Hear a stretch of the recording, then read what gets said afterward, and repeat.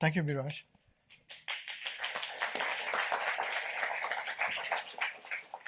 Can you all hear me? Okay. So thanks for the introduction and thanks for the invitation. So half of what I'm going to present today is a joint work with, oops, let me just do this. It's a joint work with Théo Bourdet, Paul Battier, French, Shenjing Yang, Ricardo Batista, and Nicolas Rouquette. And the other half is based on work that is joint with student postdocs and collaborators at Caltech, JPL, Sandia National Lab, Georgia Tech, and here University of Washington, and here I'm referring to Bamdad and the students Juan and Biraj. So this talk is going to be motivated by the following observation. Most scientific problems can be framed into one of the following three levels of complexity of function approximation. Type 1, given input-output data on an unknown function, try to approximate that unknown function. Type 2, assume that you have a collection of functions and variables indexed by the edges and the nodes of a graph, where those variables satisfy the functional dependencies imposed by the structure of the graph, and where some of the functions may be known and some of the functions may be unknown. Given n samples from subsets of the variables of the graph, approximate all the unobserved variables and unknown functions. Type 3, expanding upon type 2, if the graph structure itself is unknown, use samples from the variables of the graph to discover its structure and approximate its unknown functions. Now, current methods for solving type 1 problems include Gaussian process methods and deep learning methods. And while Gaussian process methods are well-founded, and while they come with simple and transparent guarantees, they are oftentimes seen as an old technology to be replaced by more deep learning methods, more recent deep learning methods, which benefit from extensive software and hardware support, but do offer limited guarantees. Now, while deep learning methods can be and have been to some degree extended to type 2 problems, type 3 problems are oftentimes seen as too hard to be addressed without additional strong assumptions, such as access to the distribution of the underlying variables or the sampling of those underlying variables, or some assumption of sparsity of the underlying unknown functions in some known dictionary. So this is as in sparse regression or SINDY. And for the access to the underlying distributions, the underlying methods here are Bayesian causal inference methods. But again, you need to access the sampling or the distribution of those variables. And one thing that we are going to ask here is can we solve these type 3 problems without those assumptions? Now, the main point that I will try to convey in this talk is that while Gaussian process methods, whoops. Okay, just a second.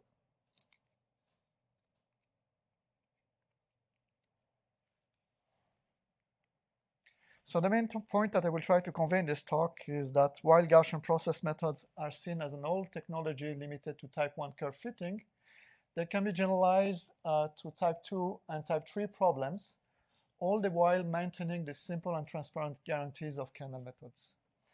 And their generalization to type 3 problems is going to use the uncertainty quantification capabilities of these Gaussian process methods, which is something that does not have a natural counterpart in deep learning methods. Okay. So examples of type 1 problems include supervised learning, surrogate modeling, numerical approximation, operator learning, etc. And I know that many of you have taken the currently taught by BAMDAD on kernel methods, but perhaps all of you, not all of you. So to make sure that everyone is on the same page, I'm going to give you a very short reminder on kernel methods. In the setting of solving the following simple interpolation method, simple interpolation problem, in which you try to approximate some unknown function f dagger mapping the input space x to the real line, based on observing input-output data xi and yi on that unknown function.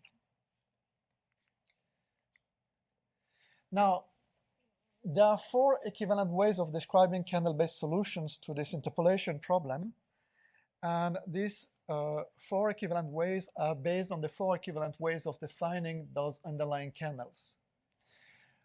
So the first way is to define a kernel k as a function k mapping the input space x times itself onto the real line, such that for all integer m and all points x1, xm in the input space, the m by m matrix for the following entries is symmetric and positive.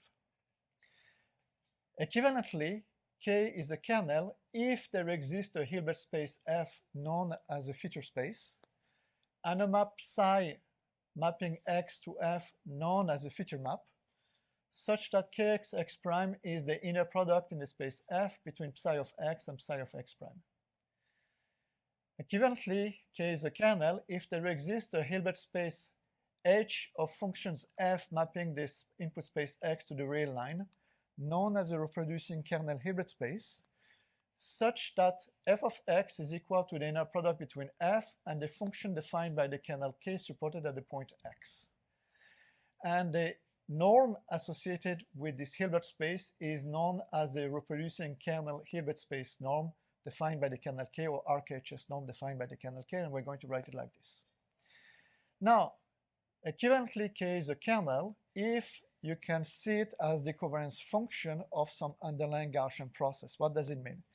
It means that there exists a function C mapping the input space X to a Gaussian space, that is a linear space of centered Gaussian random variables, such that Kx x prime is equal to the covariance between Xi at x and Xi at x prime. Now, these 4 equivalent ways of defining the underlying kernel K lead to 4 equivalent ways of solving our interpolation problem with the kernel method. So the first way is to approximate the target function with the following representative formula, in which Kxx is the n by n matrix with the following entries, K little xx is the n vector with the following entries, and y is the n vector with the following entries. Equivalently, we can approximate f dagger with the inner product in the feature space f between the feature map at x and the coefficient c living in that feature space, obtained by minimizing its norm subject to the interpolation constraints. Therefore, you can think of kernel regression or kernel interpolation as glorified linear interpolation, but instead of performing this linear interpolation in the original space, you do it in the feature space. Equivalently, we can approximate f dagger with the minimizer of the following variational problem, in which the quantity to be minimized is the RKHS norm of the approximant, and the constraints are enforcing the interpolation constraints.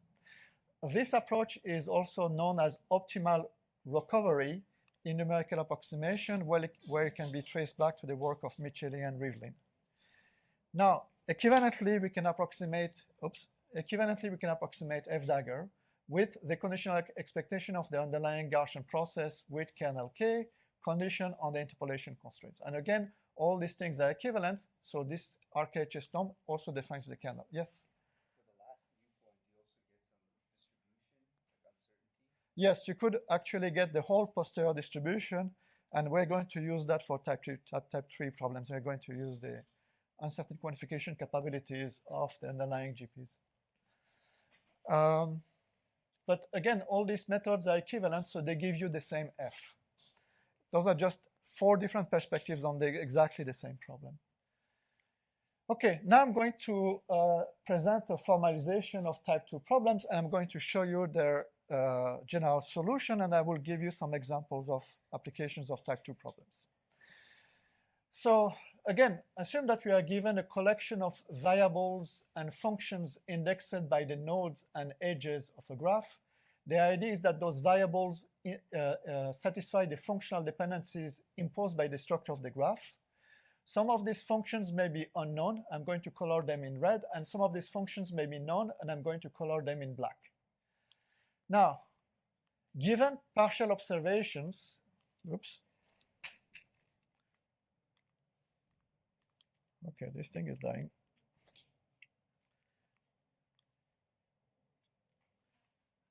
Okay, given partial observations of n samples from the variables of the graph, so those samples, again, must satisfy the functional dependencies imposed by the structure of the graph, we are going to consider the problem of approximating all the unobserved variables and unknown functions of the graph, okay?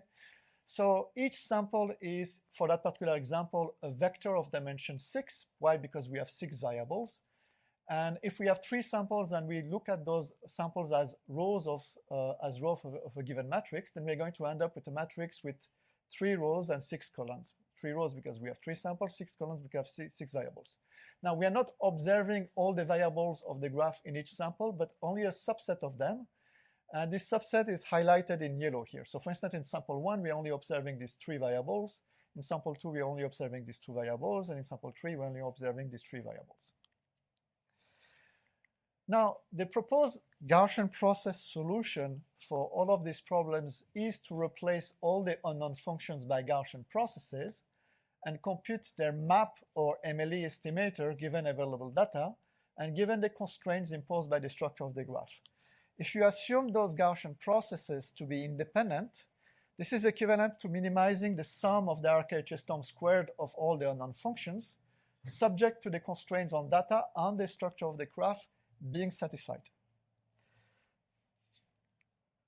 Okay, so as a simple example of type 2 problem and as a simple example of the Gaussian process solution to these type 2 problems, we are going to look at the following problem, which is a system identification problem, in which we try to identify a nonlinear electric circuit from scarce measurements on the underlying state variables.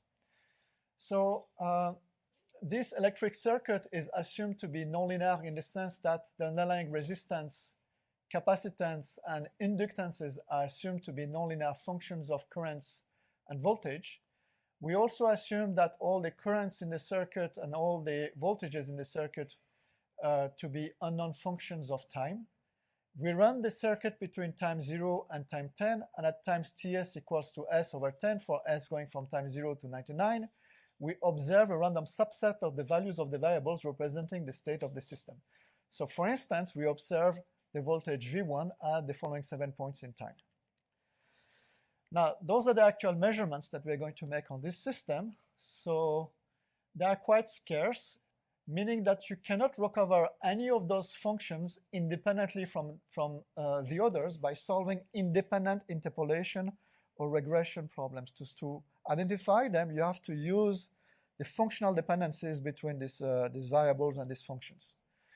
To describe this, I'm going to write X for the variable, for the vector whose entries are the state variables of the systems.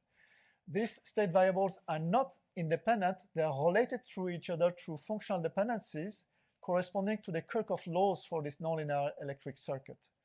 We can encode, we can see these Kirchhoff laws, we can represent these Kirchhoff laws through a computational graph in which nodes represent variables and edges are directed and they represent functions. And again, here I'm coloring in red unknown functions and in black known functions. And here the data comes in the form of the observation of a subset of the entries of that matrix for which we have 100 samples, so 100 rows. And in each row, we're only observing a subset of the variables of the system. So note that this underlying problem combines a regression problem approximating the unknown functions with a data imputation or matrix completion problem, completing that matrix X. So we just implement the proposed approach. We replace all the unknown functions by independent Gaussian processes, and we compute their map estimator, and this is what we get. So the recovery is surprisingly accurate given the scarcity of the data, and the reason why we get this accuracy is because, again, we have exploited these non-functional dependencies between the underlying variables and functions of the system. Okay, so as another example of type 2 problem, we are going to consider the problem of solving nonlinear PDEs, arbitrary nonlinear PDEs, and this part is a joint work with Yifan Chen, Bamdad, and Andrew Stewart. The underlying method that I'm going to describe applies to arbitrary nonlinear PDEs, but for ease of presentation, I'm going to describe it first for this simple nonlinear elliptic PDE. So in this PDE, f, g, and tau are assumed to be given continuous functions, such that this PDE has a unique, strong, or classical solution. Tau is the nonlinearity in this PDE, and we assume it to be such that this PDE has, again, a unique, strong solution. As an example, you can take tau of u to be u cubed. Now, observe that u dagger being a solution of this PDE is equivalent to u completing the following computational graph, which is a graph in which nodes represent variables and edges represent functions. Now, this graph has only one unknown function, which is the solution of the PDE. The other known function is essentially enforcing the structure of the PDE, and the variables are such that x is being mapped to u of x and its Laplacian, and that thing is being mapped via the structure of the PDE to the right-hand side. And here the data is going to come in the form of observing the right-hand side of the PDE and the boundary condition at a finite number of collocation points in the interior of the domain and on its boundary. Okay? Now, we're going to try the idea of replacing the underlying unknown function by a Gaussian process and computing its map estimator given the data that we have observed. Well, this is equivalent to solving the following nonlinear optimal recovery problem, in which you approximate the solution of the PDE with un defined as a minimizer of the following nonlinear optimal recovery problem, in which the quantity to be minimized is the RKHS norm of the approximate as defined by the kernel associated with the Gaussian process, and the constraints are enforcing the PDE at a finite number of collocation points in the interior of the domain and on its boundary. Then, theorem, if that kernel K is chosen so that the solution belongs to the RKHS space defined by the kernel K, and if that kernel K has enough regularity such that this RKHS space is continuously embedded in the subspace HS for some s greater than the dimension of the space over 2 plus the order of the PDE, which is 2 here, and if the field distance between collocation points goes to 0 as their number n goes to infinity, then as n goes to infinity, the approximate obtained by this method converges towards the solution of the PDE, where the convergence holds pointwise in the domain and in the subspace HT for all t smaller than s. Okay, so and this theorem generalizes to arbitrary nonlinear PDEs, and I refer to this paper for this generalization. Now, I'm going to show you the proof of this theorem, not only because it is very simple, but also because it's going to show you a fundamental mechanism supporting kernel methods. So the proof is articulated as follows. Because I'm out of luck with this. So because u dagger is the solution of the PDE, and because u dagger belongs to the RKHS space defined by the kernel K, u dagger solves the optimization constraints of a nonlinear optimal recovery problem. Because un is a minimizer of a nonlinear optimal recovery problem, we deduce that the RKHS norm of un must be smaller than the RKHS norm of u dagger. Because the RKHS space defined by the kernel K is continuously embedded in HS, the following inequality must hold true for all function v. Therefore, we deduce that the RKHS norm of the HS norm of un is bounded uniformly in n by a constant c times the RKHS norm of the solution of the PDE. And since the subspace HS is compactly embedded in the subspace HT for all t smaller than s, we deduce that un must converge towards some limit along some subsequence in HT and in C2. And because along that subsequence, un satisfies the PDE at collocation points, and because the field distance between collocation points goes to 0 as their number n goes to infinity, we deduce that the solution must be, the limit must be a strong solution of the PDE, and it is unique. Okay? Now, the place where this kernel method has something supporting this convergence mechanism is really here. It's in the fact that the approximate that we get has an RKHS norm that is always smaller than the norm of the solution of the PD. And you can imagine that you can generalize this kind of method to other norms, right? As long as you get some minimal norm, you get a compactness on your sequence. And if you have compactness and the identifiability of the system in the limit, you are going to get this kind of convergence. Okay, so for the practical implementation of this method, you need to turn this infinite dimensional optimization problem over a space of functions to something that you can compute with. So you have to turn it into a finite dimensional optimization problem. The way to do so is to introduce this slack variable z corresponding to the values of u and of its Laplacian at collocation points. Those variables z correspond to the intermediate variables of the graph when you put a collocation point as an input here. And then you minimize over u before minimizing over the slack variable z. Now, the minimization over u, given those variables z, is a linear optimal recovery problem for which you have the following representative formula that I'm now going to unpack. So in that formula, z is a vector whose entries are the slack variables z corresponding to the values of u and of its Laplacian at collocation points. Phi is a vector whose entries are delta Dirac functions at the collocation points or delta Dirac functions at collocation points composed with the Laplacian. Kx phi is a matrix obtained by integrating the entries of the vector phi against the kernel k, and k phi is a matrix obtained by integrating the kernel k against those phi's and phij's. So in practice, to compute the vector kx phi and the matrix k phi, you only need pointwise evaluations of the kernel k and of its higher order derivatives, its Laplacians for this particular example. Now, once you have obtained that representative formula for the solution, you take it and you plug it back into your optimization problem, and then you get an optimization problem that depends only on z, and this one is computationally tractable because z is finite dimensional. Then the next step is to use the constraint of this optimization problem to eliminate one of the optimization variables here, which is here z2, which corresponds to the values of the Laplacian of u at collocation points. And in doing so, you turn this quadratic non-linearly constrained optimization problem into a non-quadratic unconstrained optimization problem. And this one you can solve via a variant of the Gauss-Newton iteration. So in this Gauss-Newton iteration, you successively linearize the non-linearity tau around the previous approximate of the minimizer, and you solve a linear problem at each step. In practice, this Gauss-Newton iteration converges in 2 steps here, which means that the underlying method is going to inherit the complexity of fast linear solvers for inverting das kernel matrices. And you can show, and this is done in these papers with Yifan Chen and Florian Schaffer, that you can do so in near linear complexity using fast Cholesky solvers.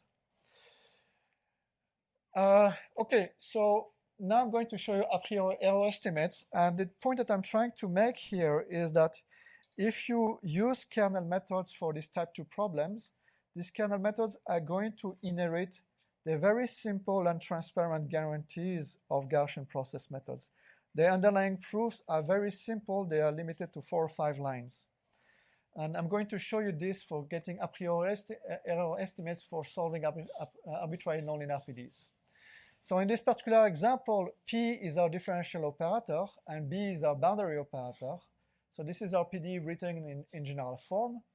Recall that the proposed method is to approximate the solution of the PDE with a minimizer un of the following optimal recovery problem, in which the quantity to be minimized is the RKHS norm of the approximate, and the constraints are enforcing the PDE at a finite number of collocation points in the interior of the domain and on its boundary. Then theorem. By the way, this part is a joint work with Paul Battier, Yifan Chen, Bamdad Hosseini, and Andrew Stewart. So theorem, assume the underlying domain omega to be compact with Lipschitz boundary. Assume the forward and solution operators to be locally continuous, and I will unpack what I mean by that. And assume that the RKHS space defined by the kernel K is continuously embedded in the solver space HL. And this is what we mean by this continuous embedding. then the approximation error of the method in HS norm is bounded by a constant c times some power of the field distance between collocation points times the arc-HS norm of the solution of the PDE, where this power, gamma, is a regularity parameter corresponding to the difference in strength between the regularity of the solution and the strength of the norm that we are using to measure accuracy. Now, again, I'm going to give you the proof, or at least the articulation of the proof of this a priori error estimates, because again, it's very simple, but it also reveals a simple mechanism supporting kernel methods. So for ease of presentation, I'm going to ignore the boundary, and I'm going to assume global stability.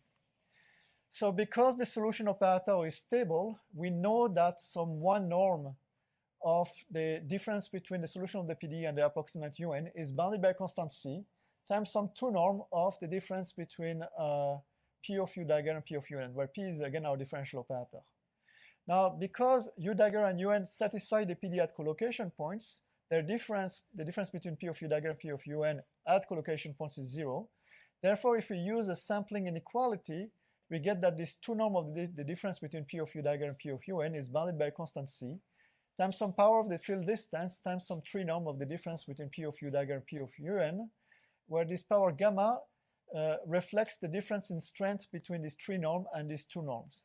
Now, because the forward operator is stable, this 3 norm of the difference between P of U dagger and P of UN is bounded by a constant c times some 4 norm of the difference between U dagger and UN.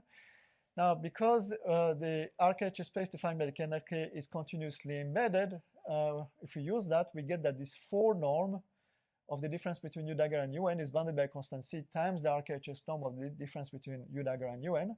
And here, this is the place where we use the fact that we are using a kernel method. We use the fact that the arc-HS norm of our approximate is bounded by the arc-HS norm of the solution of the PDE. Therefore, we get that this difference on the right-hand side is bounded by 2 times the arc-HS norm of the solution of the PDE. And if we put everything together, we get our a priori error estimates. And again, you get very simple. Yes?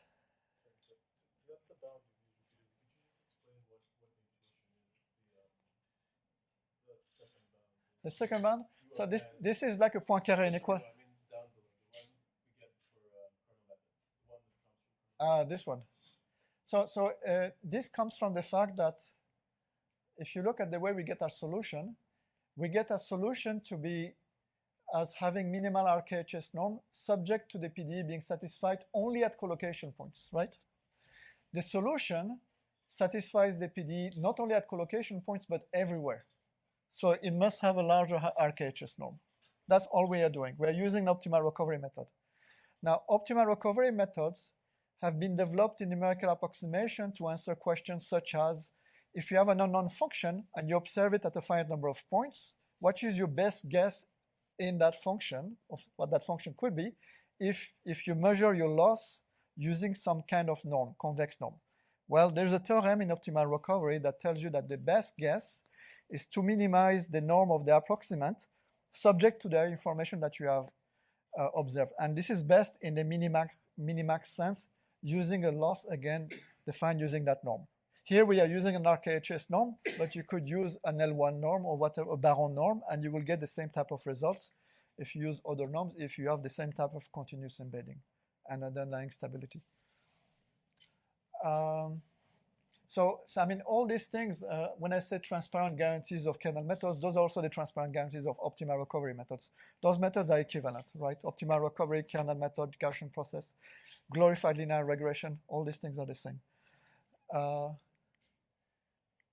Okay, so I have to. Okay, so other examples and applications of type 2 problems include the training of an autoencoder. So this is the underlying graph. Those functions are unknown. This is lower dimensional, and you only observe these variables and you try to complete your graph. Training a neural network. So this is a ResNet, for instance. You observe this variable, that variable, and the functions that you see in the intermediate layers are unknown, and you try to recover them by minimizing some loss. Learning a PDE, learning a SDE, learning a Hamiltonian system, generative modeling, operator learning, and other examples include most problems in computational sciences and engineering, such as generative modeling, closure modeling, operator learning, system identification, etc. Now, not all problems in science can be framed or formulated as type 2 problems. Some problems require the identification of the structure of the graph or hypergraph before its completion. By the way, I'm using graph and hypergraph. By hypergraph, I mean graph, but in which the functions do not map just one variable to another variable, but a group of variables to another group of variables. But I'm still going to call these things graph, but what I really mean is hypergraph. So, as an example of these problems, now I'm going to give you a few examples of such type 2 problems, and I'm going to address some of those problems in this talk with the Gaussian process method that I'm going to introduce. So, the first example stemming from computational biology is to identify pathways and interaction between genes from their expression levels. Another problem is the recovery and analysis of economic networks.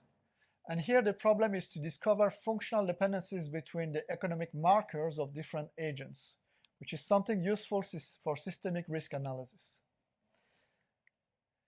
Another example is the graph analysis of the stock market. And the problem is to discover possibly stochastic functional dependencies between price returns.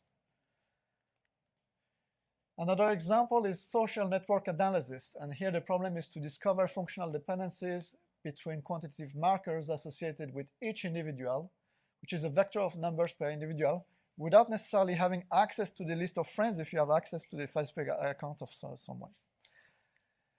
Another example stemming from land surface modeling in weather prediction is to discover functional dependencies from snapshots of the underlying state variables.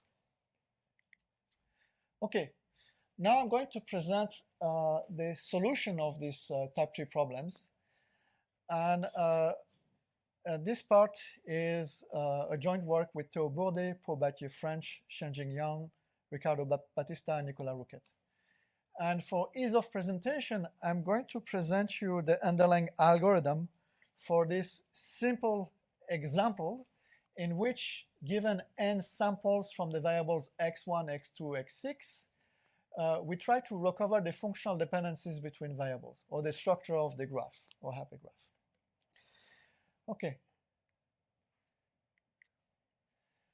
So the simple version of the underlying algorithm can be described as follows. So in its simple version, this algorithm is going to go over each node of the graph, and for each node of the graph, that algorithm will try to find the ancestors of that node, right? So assume, for instance, that the node of interest is x1. So the first question that this algorithm is going to ask is, does x1 have ancestors amongst x2, x6, which is equivalent to asking the question, can we approximate x1 as a function of x2, x6? Now, to answer that question, the underlying algorithm will try to regress that unknown function f with a Gaussian process of mean 0 and of covariance function gamma that is selected to be an additive kernel. That is, this kernel gamma is the sum of two kernels. One is a smoothing kernel, such as matern, corresponding to the underlying signal, and the other one is a multiple of a delta Dirac function, which is going to correspond to white noise. This is equivalent to assuming that this Gaussian process C that we are going to condition on the data is the sum of two independent Gaussian processes. One is a signal Gaussian process, and one is a noise Gaussian process. And the idea behind the signal Gaussian process is that samples from that signal Gaussian process are going to be essentially smooth functions.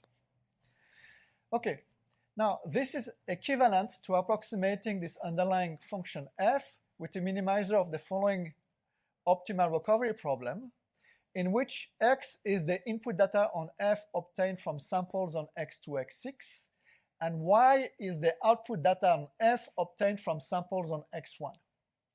Now, you can show that at the minimum of this optimization problem, the first term, that is the RKHS norm squared of f, quantifies the data variance explained by the signal GP, and the second term, which is the residual, this residual is going to quantify the data variance explained by the noise GP. So you have a quantification of the signal, you have a quantification of the noise, therefore you can create a signal to noise ratio, which is going to be a number between 0 and 1. If that signal to noise ratio is smaller than 0.5, then you know that the data is mostly noise, and then you conclude that X1 has no ancestors. If that signal to noise ratio is larger than 0.5, then you know that the data is mostly signal, and you deduce that X1 has ancestors amongst X2, X6. Yes?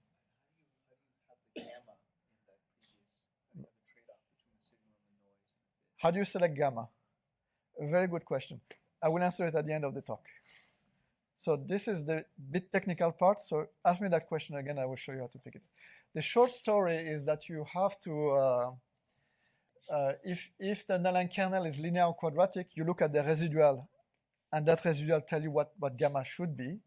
If it's arbitrary, then what you do is that you diagonalize the kernel kxx, and the eigenvalues of that thing will tell you what gamma should be, and I will show you how this is done. But ask me that question again. So the reason why I'm not showing you how I choose gamma, because I don't want to get into technicalities yet. I just want to give you the high-level picture at this stage. But yes, you have to calibrate gamma properly. Okay.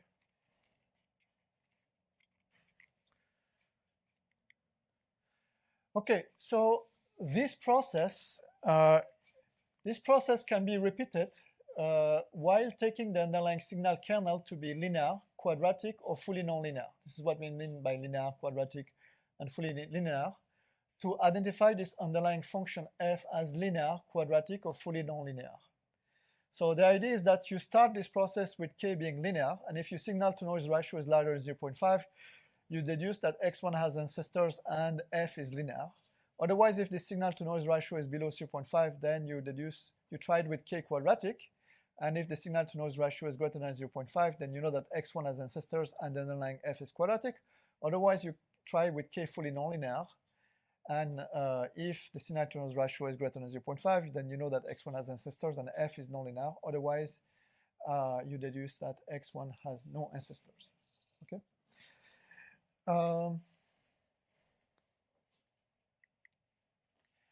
Now, if x1 has ancestors, the next step of the algorithm is to identify the node with the least or smallest contribution of the signal.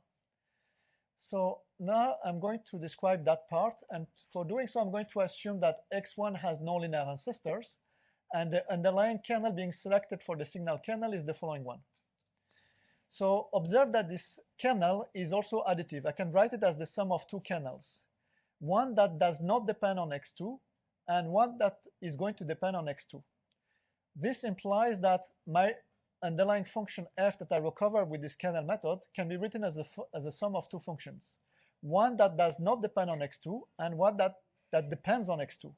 And this f1 and f2 can be also obtained as the minimizer of the following optimal recovery problem. Now, you can show that at the minimum, the ratio between the RKHS norm of f2 squared and the RKHS norm of f squared quantifies the contribution of the variable x2 to the signal data variance. So if you repeat this not just for x2 but for all variables, you can identify the ancestor with the least contribution to the signal. So the algorithm continues like this. So assume that x1 has ancestors and x4 has the least contribution to the signal. Then we will compute the signal to noise ratio without x4. So the idea here is that the algorithm is going to ask the following question: can we remove x4 from the list of ancestors? And to answer that question, it will recompute the signal to noise ratio without x4.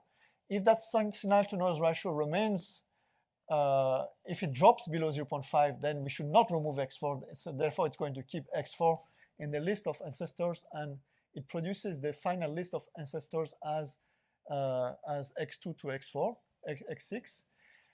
But if the signal to noise ratio remains above 0.5, then we can remove x4 from the list of ancestors, and then we iterate by pruning other nodes until the signal to noise ratio drops below 0.5. Okay, so it's a very simple greedy approach where we just condition the GPs on the data. We look at which GP is getting least activated, which nodes contribute least to the signal, and we just try to remove it. Now, I'm going to illustrate the scope and efficacy of this algorithm through various examples, and then I will answer your question.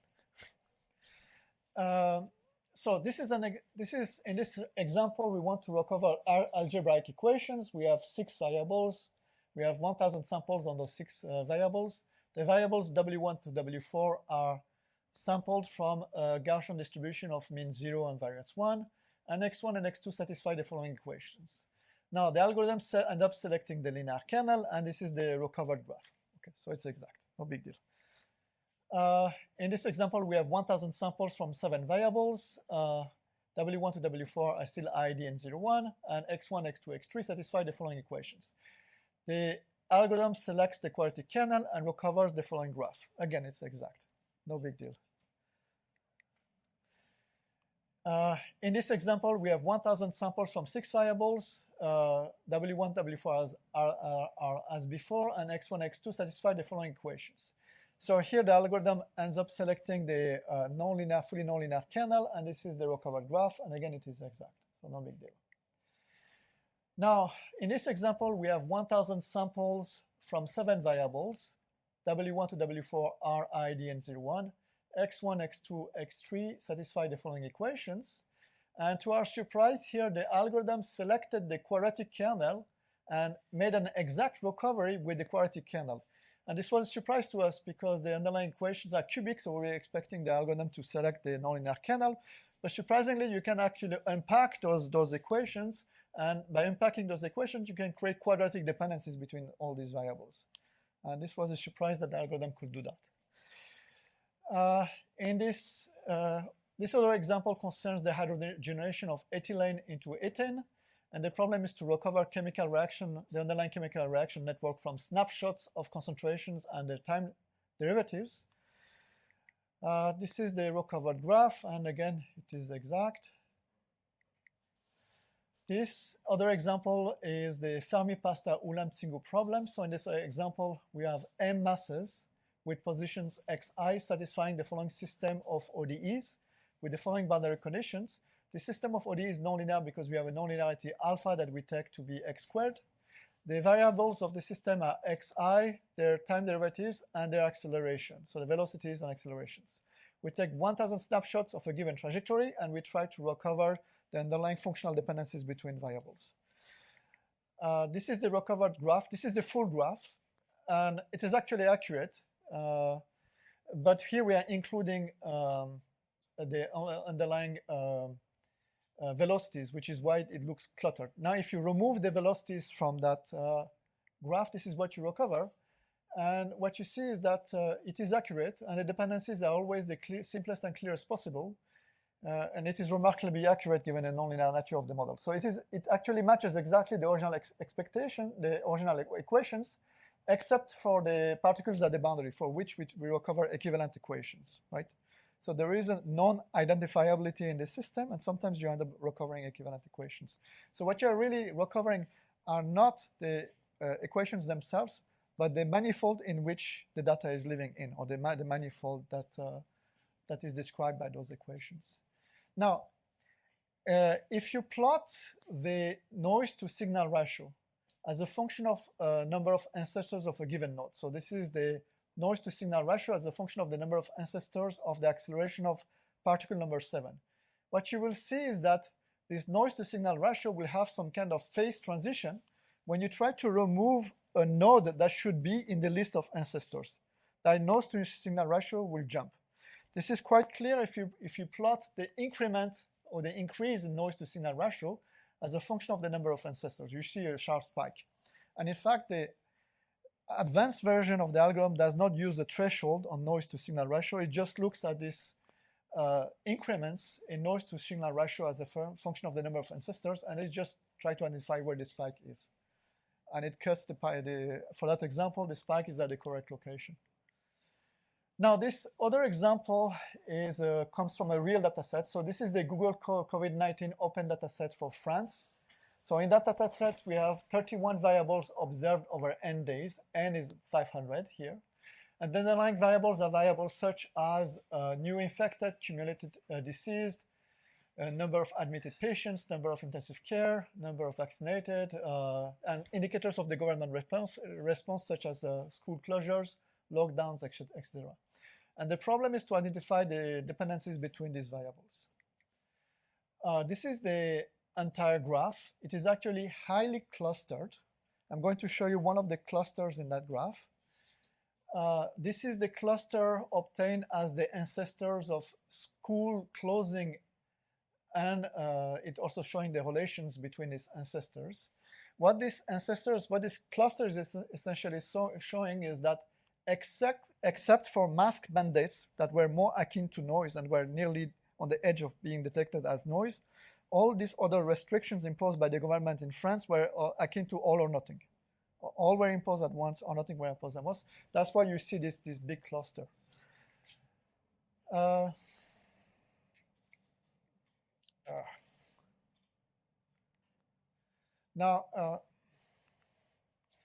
Those are two other clusters. So this is the cluster corresponding to new intensive care patients and new hospitalized patients. And here you see that there is a nonlinear relationship between these variables, meaning that if you give me one of them, I can find the other one by applying a nonlinear function. That's a one-to-one relation. This is the cluster corresponding to new vaccination subgraph. And again, these variables are in linear relationship between each other. Now you can use this, you can reduce these clusters to just one of their nodes, and if you do that, you get the following representative graph for your underlying data set, and you can use that to essentially analyze the underlying raw data. Okay. Now the thing that I want to show here is that although this is a real data set for which we don't have a ground truth, I want to show you what the curve corresponding to the increase in noise to signal ratio looks like as a function of the number of ancestors. So this is the number of ancestors for, this is the noise to signal ratio as a function of the number of ancestors of the cumulative number of hospitalized patients. And again, we see that if we go below 5, we have some kind of phase transition in the noise to signal ratio that is quite clear if we look at the noise to signal ratio increments. And this is essentially what we use to prune the graph. So although this is a real data set over which we don't have a ground truth, we have a very clear signal for where we should cut. Okay, those are the underlying papers, but before I get there, let me go to your question. So how do we choose the underlying gamma, right? So you're very right. The noise to signal ratio, the signal to noise ratio depends on our prior on the noise gamma, right? So if you use a linear kernel or quadratic kernel, you can estimate gamma from the residual directly, because you don't have enough parameters to fit to interpolate your data, and then you end up having the ability to estimate that. So this is what we do if we use a linear kernel, a quadratic kernel. Now, if you use a universal kernel that can interpolate your data exactly, this technique will not work. So what we do is as follows. So we first observe that this noise to signal ratio has the following expression, where this matrix D gamma is the following matrix. Okay. So this matrix depends on KXX, which is the dense kernel matrix formed by the data. Now, first observation, this noise to signal ratio is bounded between 0 and 1. And if you take gamma towards 0, this thing goes towards 0. If you take gamma towards infinity, this thing goes towards 1. So you could get any answer that you want, and you're right. Which is in fact equivalent to saying that if you look at this matrix D gamma, if you take gamma towards 0, it's going to go towards 0. If you take gamma towards infinity, it's going to go towards identity. So how do we calibrate gamma? The short answer is that you maximize the power of the signal to noise ratio test by maximizing the variance of the histogram of the eigenvalues of D gamma. So if those eigenvalues are cluttered in one side, that's bad. If they're all clustered in this side, this is bad. You want something like this. So in practice, what we do is that we maximize the histogram of the eigenvalues. So you want uniform distribution ideally? Ideally, you want to maximize. You cannot really get uniform. It always looks like something like this. But you want to maximize the You want to maximize the ability of the underlying test to differentiate signal from noise. And if your prior is very strong towards everything is noise or everything is signal, then you cannot differentiate anything. Your prior is too strong. And you need a mild prior. So what does it mean in practice to have a mild prior for this noise to signal ratio? What it really means is that you want those eigenvalues to be as uniformly distributed as possible. In practice, what it means is that we simply maximize the variance. And I will stop here. I will be happy to take your questions.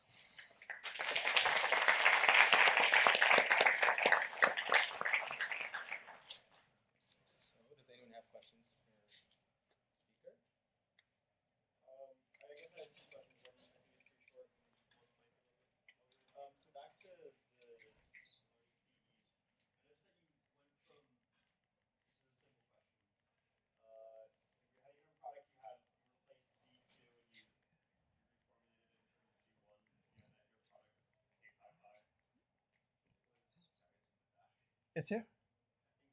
Yeah, so I understand the last, so originally K55 inverse was taking in Z1 and Z2, because Z is just Z1, Z2 stacked on top of each other and transpose their product. Yeah. If you go back to the, to the previous where you were before. You mean this one? Yeah, no, yeah, that one. So now it has three entries, and I'm kind of confused about what happened. And so I understand like the first entry is just like So Z has a Z1 and Z2 in it, right?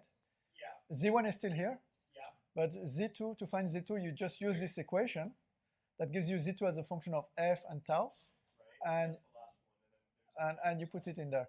Yeah, so the reason why we have this G is because, okay, this is because we have some of the Z1s that are also given by the boundary condition. Oh, okay, yeah, right. Okay. And then my more specific question was, so when you're pruning the various for the type 3 problem, Uh-huh. using the 50% cutoff, so I mean, I'm typically used to like, I don't know, like eliminating variables until like you're maintaining like that your variables describe like 99% of the variance or something. Yes. Seems like if I'm understanding what you're doing correctly, like why 50%? Like why 50% of the variance? That seems like kind of low bar for like explaining if I'm understanding like what you're doing correctly. So in practice, we don't use 50%. We use the location of that spike. Okay. You can think of this algorithm as something like what PCA is doing. So if you think of PCA, you try to reduce the dimension of a given problem, right? What do? You do principal component analysis. You compute the covariance matrix of your data. Then you plot the eigenvalues, right? And then you see that the eigenvalues are doing something like this, and then they drop. If they drop, where do you cut? Where they drop, right? Now, if they have a slow decay, where do you cut? You don't know, right? So where you cut is wherever you want to keep 90% of the variance, so something like this. So that threshold is arbitrary. That threshold is arbitrary. In practice, we don't really use the threshold. We just use the, what we do is we really plot the increments in noise to signal ratio, and we see where the spike is. Or we just look at the whole curve, and we use this as a tool to analyze the underlying graph. And we use that to decide where to cut, as you do in PCA. Yes?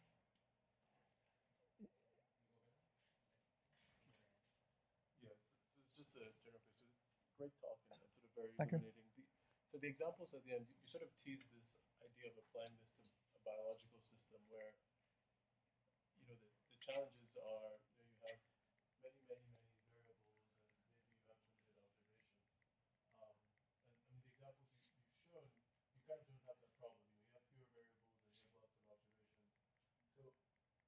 So I guess in terms of the method, how sort of, I guess, how powerful, I guess, how, you know, how impressed should I be with the method, you know, compared to other methods?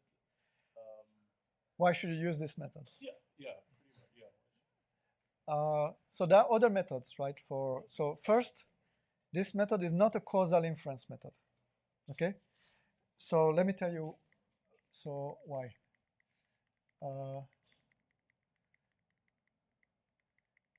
So the underlying problem is ill-posed in several ways.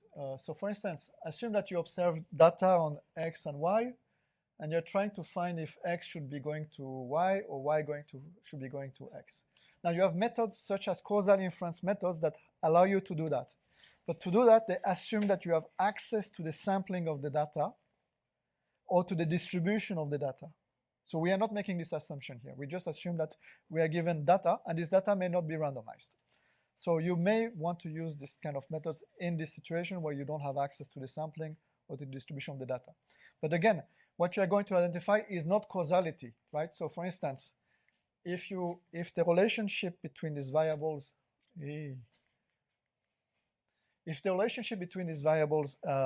x and y is like this, then you know that x goes to y, but y doesn't go to x. If it's like that, you know that y goes to x, but x doesn't go to y. But if it's like this, who knows, right? So the only thing that you know is that you have a functional relationship in both directions, and this is what this method will give you, nothing more, right? So at the end of the day, what you are really recovering is not a notion of causality, but it's simply a notion of functional dependency.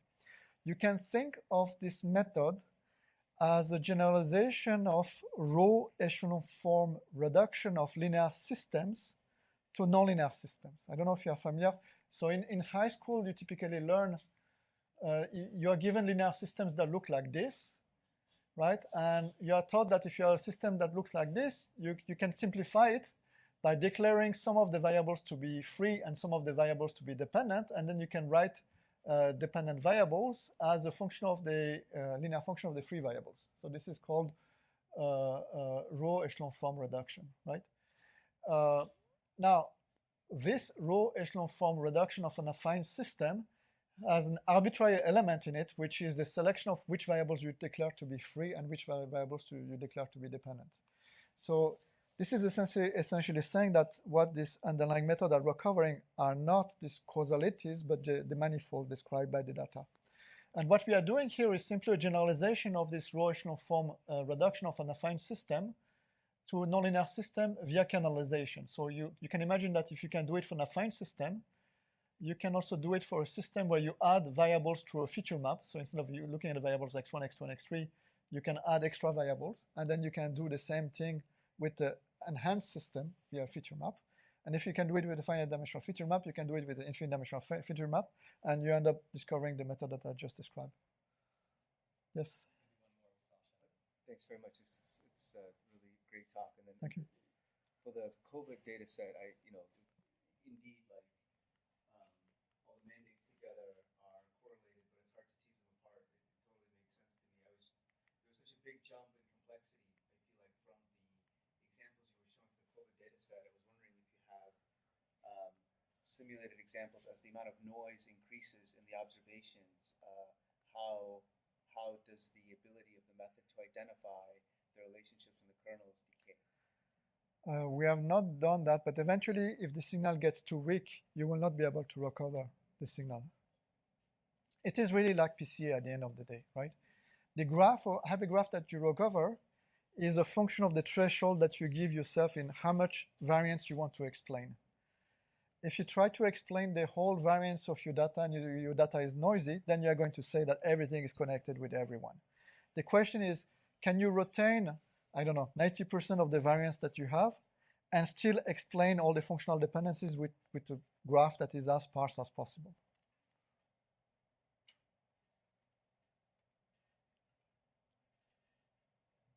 I think that we're basically out of time, so please let's give a round of applause. Thank you.